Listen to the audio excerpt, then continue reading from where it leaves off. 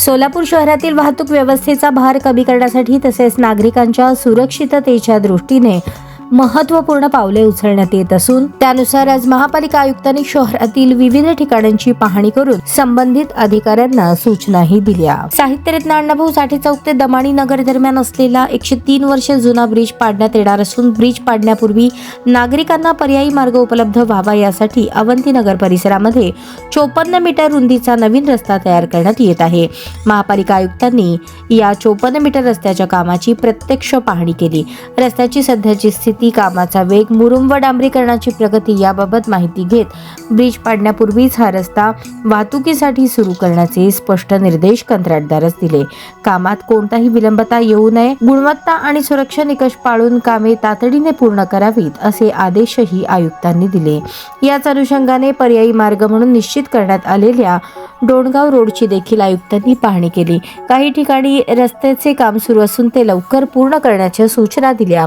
तसेच आवश्यक त्या ठिकाणी रस्त्याची दुरुस्ती आवश्यक असल्याचे निदर्शनास आले असून रस्ता वाहतुकी सुरक्षित आणि सुलभ करण्यासाठी तातडीने दुरुस्तीची कामे हाती घेण्याचे निर्देश देण्यात आले। तसेच पर्यायी मार्गांवरील लाईटचे पोल शिफ्ट करणे आणि अतिक्रमण काढण्यासंदर्भात सूचना दिल्या। आयुक्तांनी विष्णू चाळ येथील सार्वजनिक शौचालयाची पाहणी केली।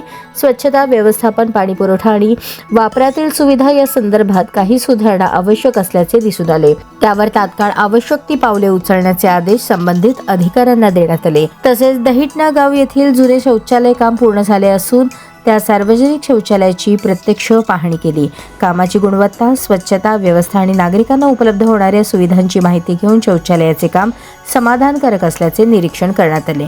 या पाहणी दौऱ्यात नगर अभियंता सारिका अकुलवार, नियंत्रण अधिकारी तपन डंके, अंतर्गत लेखापरीक्षक राहुल कुलकर्णी, प्रकाश सावंत, विभागीय अधिकारी सरकाजी, सफाई अधीक्षक नागनाथ बिराजदार, सह अभियंता प्रकाश दिवाणजी, सागर कोरोसेकर आदी मान्यवर उपस्थित होते।